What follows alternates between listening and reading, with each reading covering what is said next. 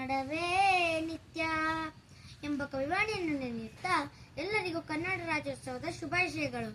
ಸ್ನೇಹಿತರೆ, ಇಂದು ನಾವು ಆಚರಿಸುತ್ತಿರುವ ಕನ್ನಡ ರಾಜ್ಯೋತ್ಸವವು 1956 ನವೆಂಬರ್ 1ರಂದು ಕನ್ನಡ ಮಾತನಾಡುವ ಹಳೆ ಮೈಸೂರು ಪ್ರಾಂತ್ಯ, ಆಗಿನ ಮುಂಬೈ ಕರ್ನಾಟಕ, ಹೈದರಾಬಾದ್ ಮತ್ತು ಮದ್ರಾಸ್ ಪ್ರೆಸಿಡೆನ್ಸಿಯ ಪ್ರದೇಶಗಳನ್ನು ವಿಲೀನಗೊಳಿಸಿ ಮೈಸೂರು ರಾಜ್ಯ ಸ್ಥಾಪಿಸಲಾಯಿತು.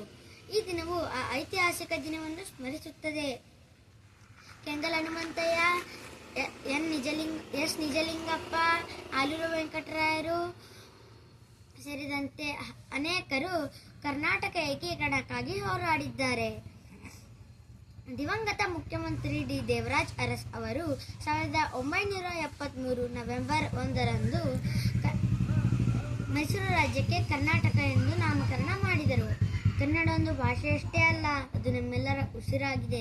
ಕನ್ನಡ ನಾಡು ನುಡಿ ಇಲ್ಲಿನ ಶ್ರೀಮಂತ ಸಂಸ್ಕೃತಿ, ಕಲೆ, ಸಾಹಿತ್ಯ ಮತ್ತು ಅಪಾರ ಪರಂಪರೆಯನ್ನು ಹೊಂದಿದೆ. ಅದಷ್ಟೇ ಅಲ್ಲದೆ ನಮ್ಮ ಭಾಷೆಗೆ 8 ಜ್ಞಾನಪೀಠ ಪ್ರಶಸ್ತಿ ಕೂಡ ದೊರಕಿದೆ. ನಮ್ಮ ಕನ್ನಡ ಭಾಷೆಗೆ ಶಾಸ್ತ್ರೀಯ ಸ್ಥಾನಮಾನ ಕೂಡ ದೊರಕಿದೆ. ಇದು ನಮ್ಮೆಲ್ಲರಿಗೂ ಹೆಮ್ಮೆಯ ಸಂಗತಿ. ಕನ್ನಡ ನಾಡು ನುಡಿಗೆ ನನ್ನ ಕೋಟಿ ನಮನಗಳು. ಇಷ್ಟು ಮಾತನಾಡಲು ಅವಕಾಶ ಮಾಡಿಕೊಟ್ಟ ತಮ್ಮೆಲ್ಲರಿಗೂ ಧನ್ಯವಾದಗಳು. ಜೈ ಕರ್ನಾಟಕ, ಜೈ ಕನ್ನಡಾಂಬೆ.